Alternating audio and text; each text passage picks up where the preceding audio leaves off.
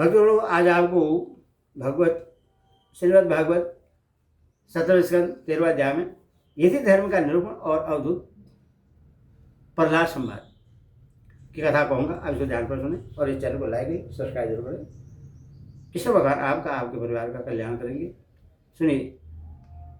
नारद जी कहते हैं, धर्मराज, यदि वानप्रस्थी में ब्रह्म विचार का सामर्थ्य हो तो शरीर के अतिरिक्त और सब कुछ छोड़कर वह संन्यास ले ले तथा किसी व्यक्ति, वस्तु, स्थान या समय की अपेक्षा न रखकर एक गांव में एक ही रात ठहरने का नियम लेकर पृथ्वी पर विचरण करे। यदि वह वस्त्र पहने तो केवल कोपीन, जिससे उसके गुप्त अंग ढक जाए, और जब तक कोई आपत्ति ना आवे तब तक दंड तथा अपने आश्रम के चिन्हों के सिवा अपनी त्यागी हुई किसी भी वस्तु को ग्रहण न करें। सन्यासी को चाहिए कि वह समस्त प्राणियों का हितैषी हो, शांत रहे, भगवत प्राण रहे और किसी का आश्रय न लेकर अपने आप में ही रमे एवं अकेला ही विचरे। इस संपूर्ण विश्व को कार्य और कारण से अतीत परमात्मा में अधीनस्थ जाने और कार्य कारण रूप इस जगत में ब्रह्म स्वरूप अपने आत्मा को परिपूर्ण देखें। आत्मदर्शी सन्यासी एवं सुषुप्त और जागरण की संधि में तथा अपने स्वरूप का अनुभव करें और बंधन तथा मोक्ष दोनों ही केवल माया है, वस्तु तो कुछ नहीं, ऐसा समझे। न तो शरीर की अवश्य होने वाली मृत्यु का अभिनंदन करें और न अनिश्चित जीवन का। केवल समस्त प्राणियों की उत्पत्ति और नाश के कारण काल की प्रतीक्षा करता रहे। असत्य अनात्म वस्तु का प्रतिपादन करने वाले शास्त्रों की प्रति न करें। अपने जीवन निर्वाह के लिए कोई जीविका न करें। केवल वाद विवाद के लिए कोई तर्क न करें और संसार में किसी का पक्ष न ले। शिष्य मंडली न जुटाएं, बहुत से ग्रंथों का अभ्यास न करें, व्याख्या न दे और बड़े बड़े कामों का आरंभ न करें। शांत समदर्शी और महात्मा सन्यासी के लिए किसी आश्रम का बंधन धर्म का कारण नहीं है। वह अपने आश्रम के चिन्हों को धारण करे चाहे छोड़ दे। उसके पास कोई आश्रम का चिन्ह न हो, परंतु वह आत्मानुसंधान में मग्न हो तो अत्यंत विचारशील, परंतु जान पड़े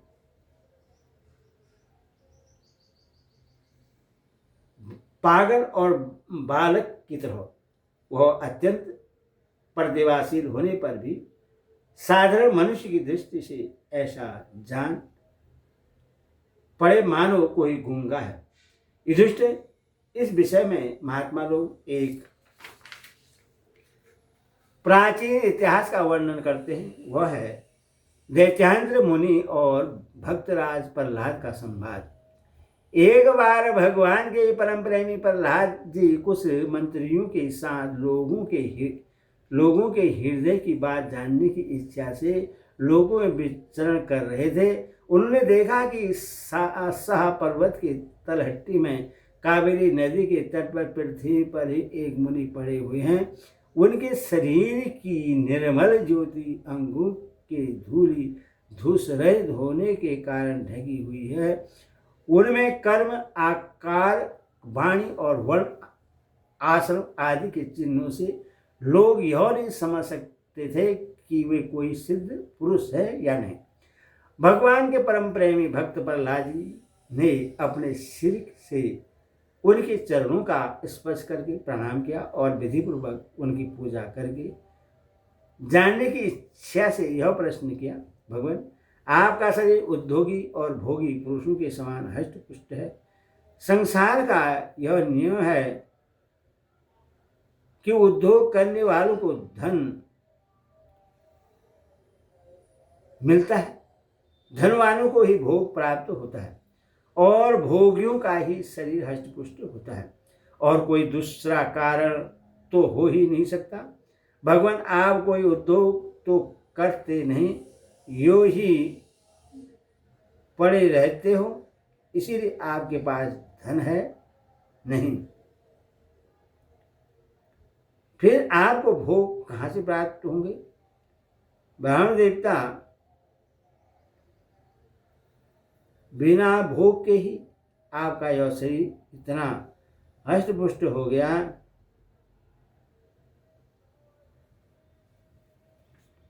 ब्रह्म देवता बिना भोग के ही आपका यह शरीर इतना हष्ट पुष्ट कैसे है?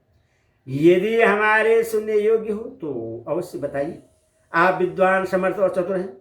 आपकी बातें बड़ी अनुभव और प्रिय होती हैं। ऐसी अवस्था में आप सारे संसार को कर्म करते हुए देखकर विसंभाव से पड़े हुए हैं। इसका क्या कारण है? नारद जी कहते हैं, धर्मराज, जब प्रहलाद ने महामुनि दैत्येंद्र जी से इस प्रकार प्रश्न किया, तब वे उनकी अमृतमयी वाणी के वशीभूत हो मुस्कुराते हुए बोले। दैत्येंद्र जी ने कहा, दैत्यराज, सभी श्रेष्ठ पुरुष तुम्हारा सम्मान करते हैं। मनुष्य को कर्मों की प्रवृत्ति और उनकी निवृत्ति का क्या फल मिलता है, यह बात तुम अपनी ज्ञान दृष्टि से जानते ही हो। तुम्हारी अन्य भक्ति के कारण देवादिदेव भगवान नारायण सदा तुम्हारे हृदय में विराजमान रहते हैं, और जैसे सूर्य अंधकार को नष्ट कर देते हैं, वैसे ही वे तुम्हारे अज्ञान को नष्ट करते रहते हैं। तो भी प्रहलाद, मैंने जैसा कुछ जाना है उसके अनुसार मैं तुम्हारे प्रश्नों का उत्तर देता हूं, क्योंकि आत्मशुद्धि के अभिलाषियों को तुम्हारा सम्मान अवश्य करना चाहिए। प्रहलाद जी, तृष्णा एक ऐसी वस्तु है जो इच्छानुसार भोगों की प्राप्त होने पर भी पूरी नहीं होती। उसी के कारण जन्म मृत्यु के चक्कर में भटकना पड़ता है। तृष्णा ने मुझसे न जाने जितनी कर्म करवाए और उनके कारण न जाने कितनी योनियों में मुझे डाला। कर्म के कारण अनेकों योनियों में भटकते भटकते देवश मुझे यह मनुष्य योनि मिली है, जो स्वर्ग, मोक्ष, त्रियग योनि तथा इन मानव देह की भी प्राप्ति का द्वार है। इसमें पुण्य करे तो स्वर्ग है, पाप करे तो पशु पक्षी आदि की योनि, निवृत्त हो जाए तो मोक्ष, और दोनों प्रकार के कर्म किए जाए तो फिर मनुष्य योनि की ही प्राप्ति हो सकती है। परंतु मैं देखता हूं कि संसार के स्त्री पुरुष कर्म तो करते हैं सुख की प्राप्ति और दुख की निवृत्ति के लिए, किंतु उसका फल उल्टा होता ही है। वे और भी दुख में पड़ जाते हैं। इसीलिए मैं कर्मों से उपरत हो गया हूं। सुख ही आत्मा का स्वरूप है। समस्त चेष्टाओं की निवृत्ति ही उसका शरीर, उसके प्रकाशित होने का स्थान है। इसीलिए समस्त भोगों को मनोराज्य मात्र समझकर मैं अपने पारबंध को भोगता हुआ पड़ा रहता हूं। मनुष्य अपने सच्चे स्वार्थ अर्थात वास्तविक सुख जो अपना स्वरूप ही है भूलकर इस मिथ्या दैत्य को सत्य मानता हुआ अत्यंत भयंकर और विचित्र जन्मों और मृत्यु में भटकता रहता है। जैसे अज्ञानी मनुष्य जल में उत्पन्न तिनके और शिवार से ढके हुए जल को जल न समझकर जल के लिए मृग तृष्णा की ओर दौड़ता है, वैसी अपनी आत्मा से भिन्न वस्तु में सुख समझने वाला पुरुष आत्मा को छोड़कर विषय की ओर दौड़ता है। प्रहलाद जी, शरीर आदि तो पारबंध के अधीन है। उनके द्वारा जो अपने लिए सुख पाना और दुख मिटाना चाहता है वह कभी अपने कार्य में सफल नहीं हो सकता। उसके बार बार किए हुए सारे कर्म व्यर्थ हो जाते हैं। मनुष्य सर्वदा शारीरिक, मानसिक और दुखों के आक्रांत ही रहता है। मरणशील तो है ही। यदि उसने बड़े श्रम और कष्ट से कुछ धन और भोग प्राप्त कर भी लिया तो क्या लाभ है? लोभी और इंद्रियों के वश में रहने वाले धनियों का दुख तो मैं देखता ही रहता हूँ। भय के मारे उन्हें नींद नहीं आती, सब पर उनका संदेह बना रहता है। जो जीवन और धन के लोभी हैं, वे राजा, चोर, शत्रु, स्वजन, पशु, पक्षी, याजक और काल से, यहाँ तक कि कहीं मैं भूल न कर बैठूं, अधिक न खर्च कर दूं, इस आशंका से अपने आप से भी सदा डरते रहते हैं। इसीलिए बुद्धिमान पुरुष को चाहिए कि जिसके कारण शोक, मोह, भय, क्रोध, राग, कायरता और शर्म आदि का शिकार होना पड़ता है, उस धन और जीवन की स्पर्शा का त्याग कर दे। इस लोक में मेरे सबसे बड़े गुरु हैं अजगर और मधुमक्खी। उनकी शिक्षा में हमें वैराग्य और संतोष की प्राप्ति हुई है। मधुमक्खी जैसे मधु इकट्ठा करती है, वैसे लोग बड़े कष्ट से धन संचय करते हैं, परंतु दूसरा ही कोई उस धनराशि के स्वामी को मार कर उससे छीन लेता है। इससे मैंने यह शिक्षा ग्रहण की है कि विषय भोगों में विरक्त ही रहना चाहिए। मैं अजगर के समान निश्चित पड़ा रहता हूँ और देव जो कुछ मिल जाता है उसी में संतुष्ट रहता हूँ, और यदि कुछ नहीं मिलता है तो बहुत दिनों तक धैर्य धारण कर यूं ही पड़ा रहता हूँ। कभी थोड़ा अन्न खा लेता हूँ तो कभी स्वादिष्ट तो कभी निरस, बेस्वाद, और कभी अनेकों गुणों से युक्त, तो कभी सर्वदा गुणहीन। कभी बड़ी श्रद्धा से प्राप्त हुआ अन्न खाता हूँ तो कभी अपमान के साथ, और किसी समय अपने आप ही मिल जाने पर, कभी दिन में, कभी रात में, और कभी एक बार भोजन करके भी दोबारा कर लेता हूँ। मैं अपने पारबंध के भोग में ही संतुष्ट रहता हूँ।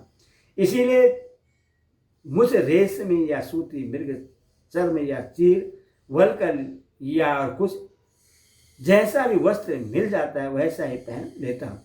कभी मैं पृथ्वी, घास, पत्ते तथा पत्थर या राख के ढेर पर ही पड़ रहता हूँ, तो कभी दूसरों की इच्छा से महलों में पलंगों और गद्दों पर सो लेता हूँ।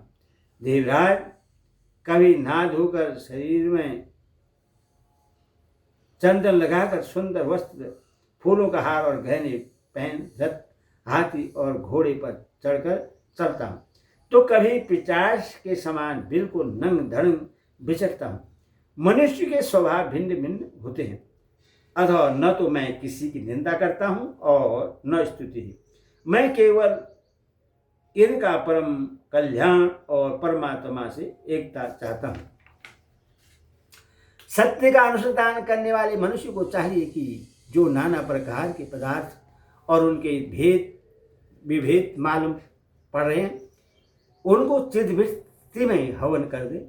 चित्तवृत्ति को इन पदार्थों के संबंध में विविध भ्रम उत्पन्न करने वाले मन को सात्विक अहंकार में, और सात्विक अहंकार को महत्त्व के द्वारा माया में हवन कर दे। इस प्रकार ये सब विभेद और उनका कारण माया ही है। ऐसा निश्चय करके फिर उस माया को आत्मानुभूति में स्वाहा कर दें। इस प्रकार आत्म साक्षात्कार के द्वारा आत्मस्वरूप में स्थित होकर निष्क्रिय एवं उपरत हो जाए। प्रहलाद जी, मेरी यह आत्मकथा अत्यंत गुप्त एवं लोक और शास्त्र से परे की वस्तु है। तुम भगवान के अत्यंत प्रेमी हो, इसीलिए मैंने तुम्हारे प्रति इसका वर्णन किया है। नारद जी कहते हैं, महाराज, प्रहलाद जी ने दैत्येंद्र मुनि से परमहंसों के इस धर्म का स्मरण करके उनकी पूजा की और फिर उनसे विदा लेकर बड़ी प्रसन्नता से अपनी राजधानी के लिए प्रस्थान किया। हरि ओम तत्सत, हरि ओम तत्सत।